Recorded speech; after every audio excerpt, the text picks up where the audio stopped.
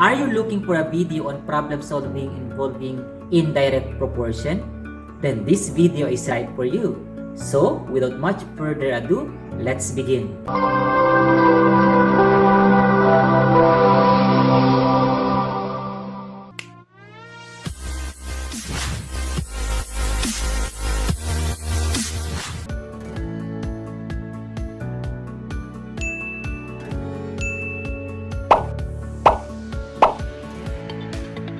Hi, my name is Rowel Carpio, a math teacher and a coach, and I do math tutorial in my YouTube channel.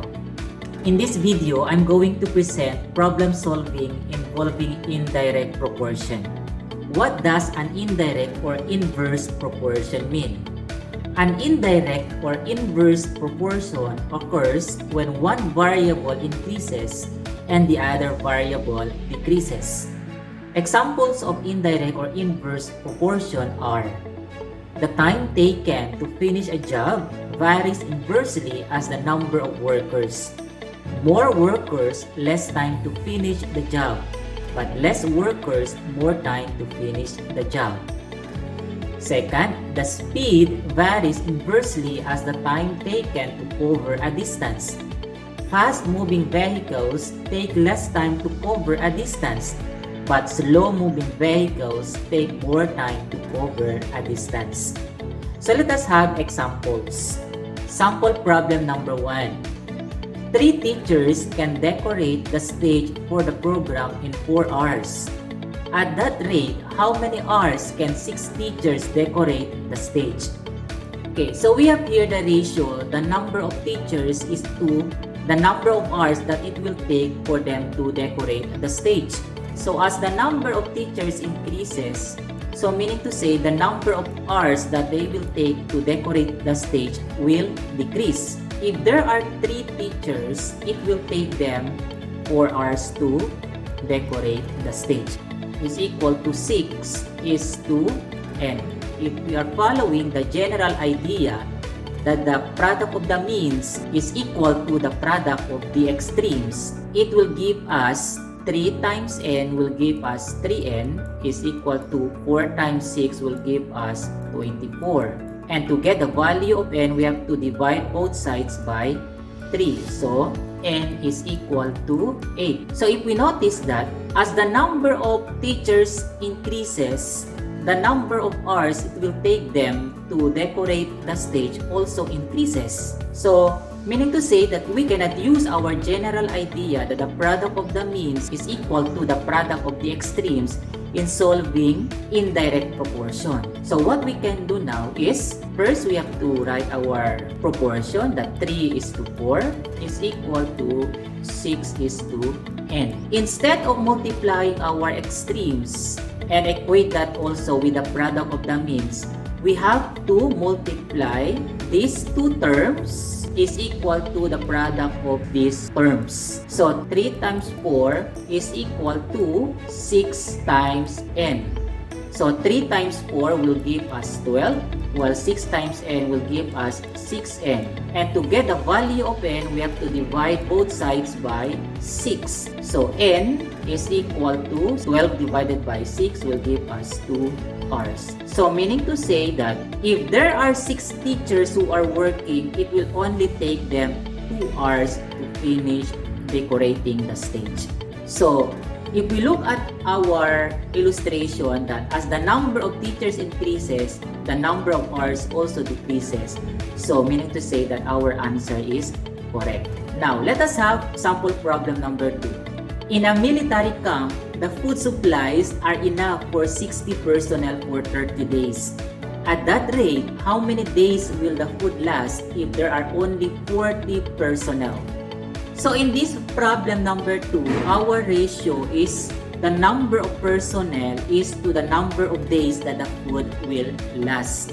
Now, as the number of personnel increases, the number of days that the food will last will decrease.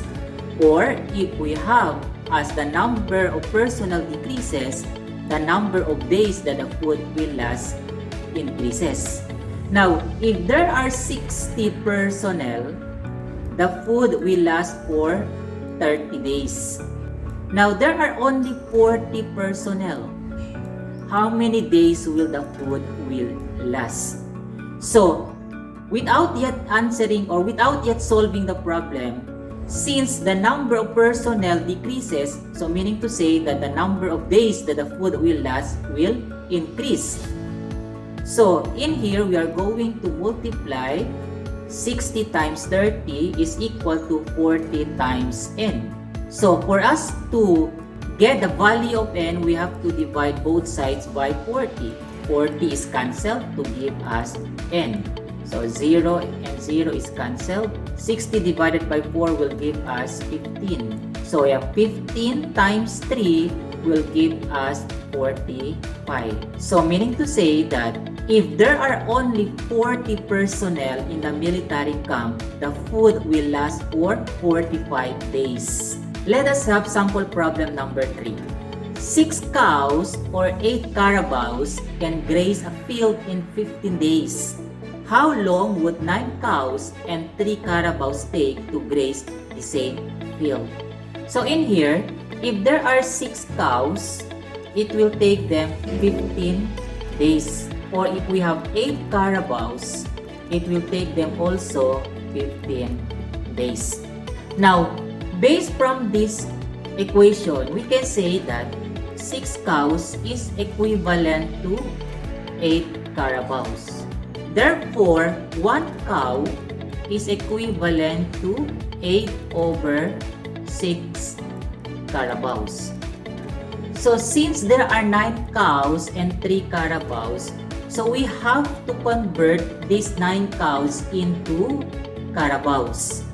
So, if there are 9 cows, that is equivalent to 8 over 6 times 9 carabaos. So, 6 and 9 can be reduced. So, both numbers can be divided by 3. So, 9 divided by 3 is 3. 6 divided by 3 is 2. 8 and 2. So, 2 divided by 2 is 1. 8 divided by 2 is 4. So, 4 times 3 is 12. So, meaning to say that 9 cows is equivalent to 12 carabaos. Plus that 3 carabaos is equivalent to 15 carabaos all in all. So, meaning to say these 9 cows and 3 carabaos are equivalent to 15 carabaos. 8 carabaos is to 15 days is equal to 15 carabaos is to how many days? So, 8 times 15 is equal to 15 times n. So, both sides can be divided by 15 so that we can get the value of n. So, 15 and 15 is cancelled. So, n is equal to 8 days. So, therefore, 9 cows and 3 carabaos will take 8 days to graze the field. Let us have sample problem number 4. A truck can carry 12 big boxes or 20 small boxes. If the truck has already 3 big boxes, how many small boxes can be loaded into the truck? So, in other words, that a truck can carry 12 big boxes or 20 small boxes. So, we can say that 12 big boxes is equivalent to 20 small boxes. So, in other words, 1 big box is equivalent to 20 over 12 small boxes. Since the truck has already 3 big boxes, so to make it 12, the truck still needs 9 big boxes. We have to get the equivalent of 9 big boxes into small boxes. So we have 20 over 12 times 9 to get the small boxes. So 12 and 9 can be reduced by dividing both numbers by 3. So 9 divided by 3 is 3. 12 divided by 3 is 4.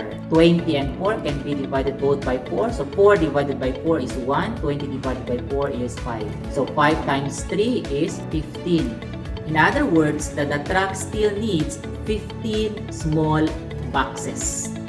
So there you have it, how to solve word problems involving indirect proportion. I hope that you have learned and enjoyed watching this video. See you again in my next video. Thank you.